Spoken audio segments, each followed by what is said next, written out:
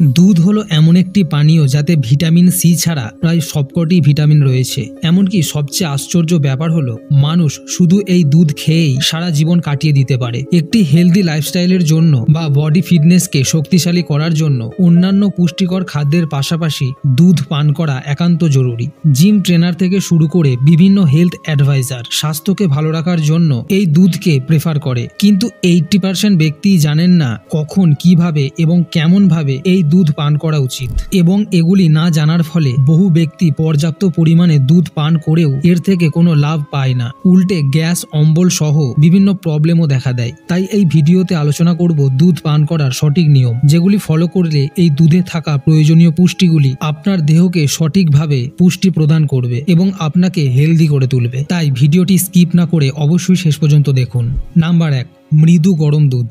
কখনো ঠান্ডা দুধ পান করবেন না। দুধকে গরম করে কিছুক্ষণ রেখে মৃদু গরম বা অল্প গরম যা পান করার উপযোগী সেই দুধ পান করুন। এই মৃদু বা ঈষৎ উষ্ণ দুধ হজমে খুব সাহায্য করে, এছাড়া কোষ্ঠকাঠিন্যের সমস্যা দূর করে, ভালো ঘুম হতে সাহায্য করে। এমনকি ঠান্ডা লাগলে মৃদু উষ্ণ দুধের সাথে মধু মিশিয়ে খেলে বেশ উপকার পাওয়া যায়। নাম্বার 2, খাবার খাওয়ার সাথে সাথে দুধ পান করা। অনেক ব্যক্তি আছেন যারা খাবার খাওয়ার পরপরই দুধ পান করেন, কিন্তু এটি উচিত নয়, কারণ এর ফলে অনেক সময় বদহজম হয়, হজমের সমস্যা হয়। তাই খাবার খাওয়ার 40 থেকে 1 ঘন্টা পর দুধ পান করা উচিত।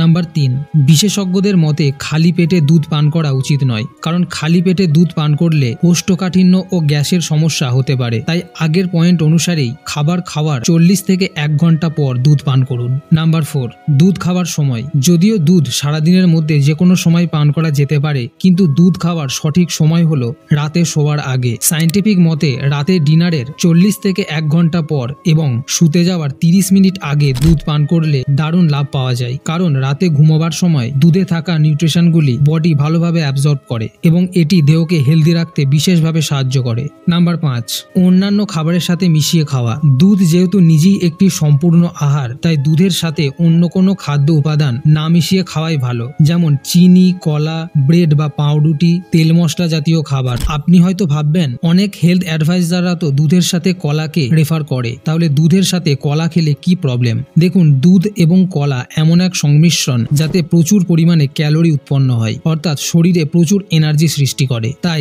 আপনি যদি রেগুলার এক্সারসাইজ বা শরীর চর্চা করেন বা প্রচুর শারীরিক পরিশ্রম করেন, তাহলে আপনি দুধের সাথে অবশ্যই কলা খাবেন।